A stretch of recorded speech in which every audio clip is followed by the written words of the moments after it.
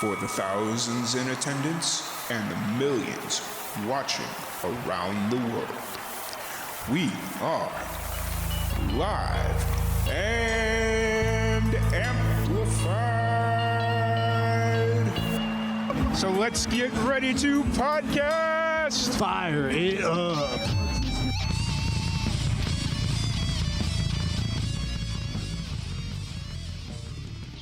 How's it going? Good, how are you? Doing pretty good. It's been a morning already, but that's all right. No complaints here, I guess. Nice. That's good. How's everything? You're up in Canada, correct? I am. I'm in Toronto. How's everything going there? Everything's good. Yeah. Honestly, life's kind of sort of trying to get back to normal, which is really good. Mm-hmm. So yeah, definitely that's awesome. A really good sign. And yeah. That's cool. So just to kind of refresh everybody that's maybe just meeting you for the first time, let's have you reintroduce yourself and just kind of your introduction to music. Yeah, so I'm Emily Kate and born and raised in Toronto. And I started writing music and kind of being involved in music when I was really, really young. Grew up playing piano and then slowly picked up the guitar and started learning that as well. But didn't start really pursuing a career in music until a few years ago. I was finishing my undergrad in business and realized that I wouldn't really be happy trying to pursue a 9-to-5 desk job if I didn't at least try to pursue music. And I'm really glad I did. These past few years have been really awesome. A lot of the music I write is from real life experiences that I have and feelings that I have. So I try kind of writing from my emotions as much as possible. And people have been really connecting to that and have been really supporting that. So it's amazing to see and amazing to connect with a lot of people. Awesome. Well, I know you've had a busy 2021. You just released a new single not too long ago, Never Get Enough. How long ago did that release? 2 days ago. 2 days ago. Yeah. Wow. On the 18th. Yeah. So perfect timing then. Now that you mention it, sorry, I'm so sleep deprived right now. It's like, oh yeah, that's it. So what's the story behind Never Get Enough? Well, my boyfriend actually inspired that one. Mm-hmm. He said to me one day, I can never kiss you enough. And at first I thought, wow, that's actually the cutest thing someone's ever said to me. And then later that day, I was sitting down for a writing session with another country artist. Her name's Jessica Soul. Mm-hmm. And we were just talking and chatting about everything. And I brought that up and we both immediately stopped and were like, that's a song. We need to write this. Yeah. So it was kind of in tribute to what he said. And it's basically a song about being madly in love with someone and all about you can never get enough of them. So it's for everyone out there who's madly in love with someone. And it's really awesome. And to see all the support and the love and people tagging who they can never get enough of. And so it's already been a really awesome release. Nice.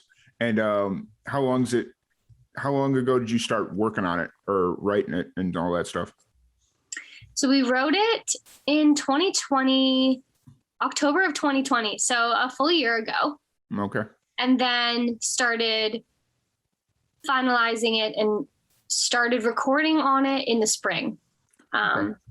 Yeah. So it's all pretty much been during the pandemic then, is that fair? Yeah, it has. It was wrote in pandemic, recorded in pandemic, everything like that. Yeah. Awesome. And is the plan to keep doing singles now, or where you now that the song's out, what's kind of the next move? What's the thought process? For me, I definitely want to do a few more singles, but I am working on a full length album. So it will be the singles will be leading up to a full-length album, hopefully in the summer of 2022. Okay. Possibly fall. We'll see how it goes, because with everything, recording in pandemic takes a bit longer than you think. Yeah. But definitely a few more singles before the full album drops. And yeah, I'm really excited for this full album. It's my first full-length album, so it's a very exciting time. Nice. Well, let's talk about that a little bit. What's kind of gone into the song selection process for the full-length album? So this was hard to pick songs for because there were just so many. I think a lot of us artists have been really busy songwriting when we're just stuck at home. So that's what happened. I wrote so many songs just within the kind of a year and a half span that I had so many to pick from. And at first I wasn't writing based off of a theme. I was just writing what I felt and writing what my co-writers felt and what we wanted. But I did start realizing that there was a theme of just love in general. And I think a lot of songs nowadays are about forms of love, types of love, whether that's friends, family, significant others. So when I was kind of sitting down to pick the songs, I realized that there was kind of these songs that form different chapters of love. And so that's what this album's about. It's kind of takes you through a journey of heartbreak, of finding love again, of kind of the in-betweens, the what ifs, all those little emotions that happen when you're kind of en route to finding love. And that's kind of what happened to me personally over this past 2 years. So all these songs that I picked, I have been a part of writing, mostly with other people, a few of them solely by myself, but a lot of them are about everyday life and feelings that I've had. And so I wanted to share this full album. I wanted to share from beginning to end, kind of a full story of what happened. Yeah. What's been the hardest part about constructing this full length album? I think picking the songs. I think that was the hardest part, to narrow it down and to really, I guess, to really dive into what direction I wanted to take it and what story I wanted to lead the listeners into. Also, another hard thing has been recording in this pandemic. Yeah. So I'm one for, when we go into the studio to record, I think for me, the magic happens when all the session musicians, producer, myself are in the room and we're being creative together. Like we're all present and we're all there in person. And unfortunately that is not a possibility right now. So it is definitely harder for me, I think it's harder to kind of get that magic that you get and get that creative energy from seeing people behind a screen. So that definitely has been really hard as well. Yeah, for sure. Do you have throughout this entire process of creating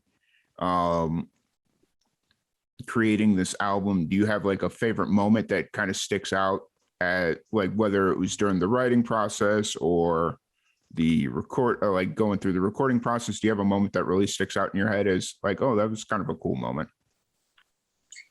I do, actually. Okay. It was when we were recording, it's called Beds Day, which is when you write a song and right away, I usually record a work tape of just a voice and a guitar, just so we don't forget the melodies and the lyrics, etc. So we record that right away, and then usually take that into pre-production and you finalize what tempo you want, what key you want. And then you just record very scratch vocals and guitar.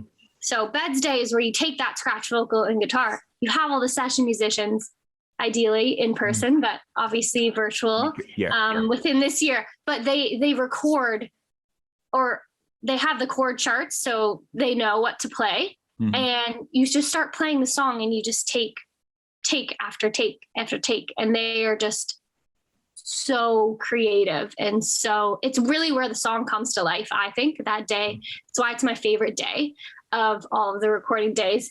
But there was one instant, and it was in Never Get Enough, the song that just came out, where if you listen to the song right off the bat, there's a vocal echo.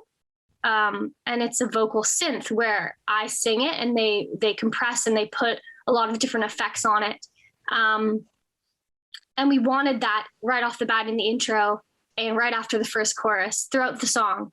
So sometimes when you're trying to explain what you hear in your head, it doesn't really, people aren't understanding. But in this one instance, we were recording and we had gone through a few takes, and my producer, his name's Sean Moore, and he looks at me, he's like, how's everything feeling? What are you suggesting? And I was like, there's something in the intro that's missing. Like there's something I want there. And he's like, okay. And then I'm like, yeah, like I kind of want, and we both say at the same time, we're like, a vocal synth. We're like, yes. Yeah. And like, we both like totally understood each other. And we both said it at the exact same time. And I just thought that was really funny. And then we both were really on the same page with what we wanted it to be. So there's things like that where I think are just, I don't know, it's just like funny how in your mind you both kind of think the same thing, and we both love the part. So yeah. Awesome. That's really cool. So to kind of turn to the main reason that we're here, which is to raise funds and awareness for pancreatic cancer research. Have you had anybody affected by pancreatic cancer or just cancer in general? I have not pancreatic cancer, but my grandma had I think it's called lymphomia. Affecting the lymph nodes. And, so she had that, and then kind of spread to like lung cancer, etc. So she unfortunately passed this January, or January of 2021. So almost a year ago, but I definitely kind of understand and sympathize with a lot of people that are going through or have family members or trying to support people with cancer in general. So when you asked me to be part of this, I jumped on it right away, and I really appreciate it. Like, it's a really good cause. And I think it's a really creative way to get awareness to a lot of, people are aware of cancer, but we need to remind everyone that, it's something that I think touches, unfortunately, I think it touches, I don't know, like one in every other person nowadays. So I really appreciate everything that you're doing, and for you to have me on here. Yeah, absolutely. It's one of those things where I said it a few different times yesterday during the heat of the day. The podcast was something that my mom, while she was more before she was sick, but even while she was sick, she still enjoyed listening to it. Like, she'd sit out when I went down to Florida to kind of help her get through or go through her treatments, and was there for the last parts of her life. She enjoyed listening to me essentially talk to myself, because when I was there, I'd have my headphones on, and just so she'd hear like half the conversation, and I'd have to go back out there and just kind of fill her in on what was being said, unless I just happened to not have headphones in that day or something. But still, so she just enjoyed listening to the podcast. And so when everything kind of happened, it was like, well, what's something that I can do to help pass the buck forward, or try and draw some positive out of such a very negative situation that could have destroyed anybody's life. Like, just even losing a loved one, period. I know it's destroyed so many people's lives, just not being able to handle it emotionally, mentally, physically, all that stuff. And so when I kind of started putting my brain together, I was like, nope, this is what I'm going to do. And this is how we're going to pull it off. And I keep telling everybody, if it wasn't for my mother, I would have probably given up on this about a month ago or so. So, but it's because it's a lot to undertake, but now that we're rolling, it's like, okay, cool. I'm good. I'm happy. So all the hard work is paying off.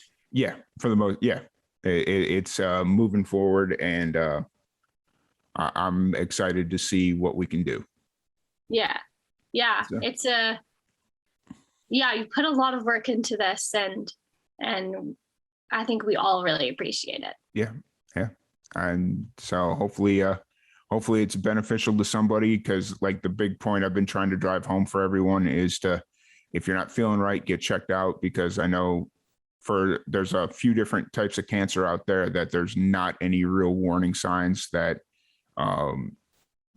if you don't catch it, it's too late, or before you start, or once you start getting symptoms, it's already too late. So, just trying to get yourselves checked out as frequently as possible without obviously not going too insane and going to the hospital for everything, every little thing, but, just kind of being aware of what's going on in your body. So.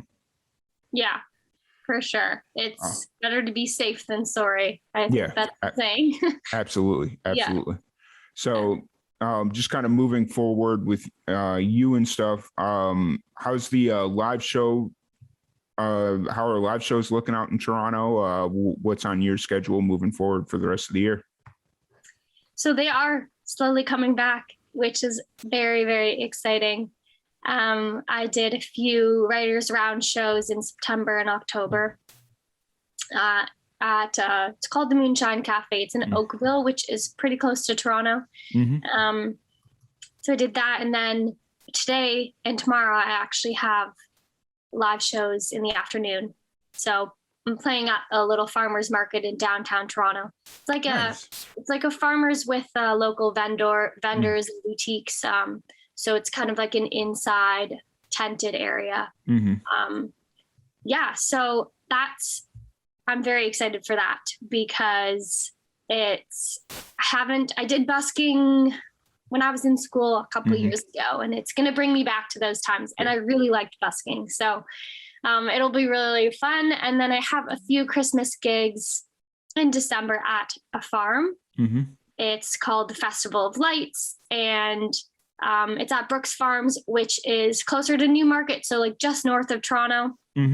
And they're gonna have like lights and meet Santa and all like Elsa and everything for the little kids, and we just kind of play Christmas carols and music. So I'm very excited for that as well. It is outside, but from what I hear, it's really nicely heated and insulated. So it shouldn't be too bad, because it will be pretty chilly. I was going to say, in Toronto, I'm sure it's already starting to get cold out there. So it is. Yeah. Kind of around, we do Celsius, so 5 degrees Celsius, which is like freezing for us. Yeah. Or around freezing. It's because I know like zero is freezing. Yeah, zero is freezing. And I think that's like, I forget on Fahrenheit, but I think it's 30 something on Fahrenheit. I don't know. It's 32 degrees. Okay, yeah. Fahrenheit. So it's kind of close to there, which is probably pretty cold for everyone. Oh yeah, for sure. Have you guys started getting snow yet up in Toronto? So it hasn't hit Toronto yet, but it's hit north of Toronto. I've been up at my cottage, which is 2 hours north of Toronto, and we've gotten snow there last weekend. So I think that was the first snowfall. So yeah, it's soon. It's coming soon. It's Christmas is right around the corner, less than almost a month away, or like a little over a month.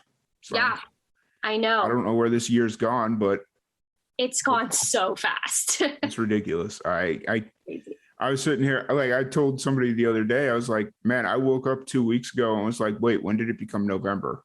Like, I think it was during like the daylight savings time thing. And it was just like, wait, where'd the year go? Like, I have no idea. So yeah, it's insane. yeah, where did it become November? And now it's like the 20th of November. So Like, when did it become? When did it become December? So yeah. but no, that's cool. So no, it's nice to hear that you're getting out playing some live shows. Because I remember, I think it was one of the first times that we talked that you hadn't really done that many or prior to the pandemic, you hadn't really done that many live shows. Is that correct? Yeah, it is. I only had, 2 or 3 Mhm. before the pandemic. And yeah, so I'm still relatively new because I've only been able to do a handful within the pandemic, Mhm. but definitely starting to book more and more, which is something that it's a big goal of mine. And my one goal for 2022, I know right now, is to Mm. play like a full band show. Nice. So all my live shows have been acoustic sets, which I really like doing, but I think a full band show would be really That'd be fun, and it would kind of push me and challenge me. awesome. And yeah, so hopefully, fingers crossed, Yeah, we'll get there. I believe in you. I believe in you. Thank 2022, it'll happen. Thank you. So everybody that comes on the stream today gets one pull from the random question generator. Oh gosh. Okay. So if you're ready, I have your question right here. Okay. If you had to choose only one vacation spot for the rest of your life, where would it be? Oh my gosh, that is so hard.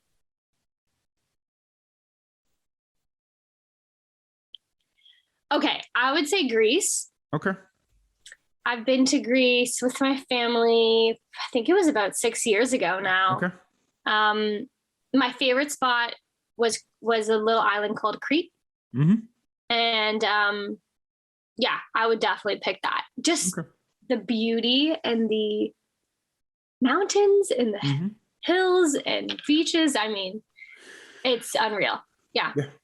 I remember hearing about Crete or learning about Crete in history class. Okay. Yeah. That's about it. I don't know too much history about it, to be honest. But well, when I was in 6th grade, my history teacher at the time was very thorough in world history. Like everything we needed to know about everything. It was like he was one of those teachers that we would have, like we'd come out of class with like 7 or 8 pages of notes. wow. So yeah, he was very, very thorough. We'll put it that way. So, but once again, I want to thank you for jumping on here. For anybody that wants to check out the new single or just kind of follow on, find your upcoming live shows, where's the best place for them to do that? Best place, my main hub is Instagram. So my handle is EmilyKate_music. Mm-hmm. If you are not on social medias, you can always look up EmilyKateMusic.com, my website, and you'll find any link to any other social media platform or just to listen to my songs. So you can also use my website as well. Awesome. Awesome. Well, once again, thank you so much for jumping on here. Thank you, everybody, for tuning in. If you are interested in donating or any of that stuff, the donation links are in the description or in the comment thread or on any of our social medias. There's plenty of places to find a donation. It all counts, all that fun stuff. But Emily, thank you so much for jumping on, and we will be back here in a little bit. Thank you for having me. Yep. Thank you.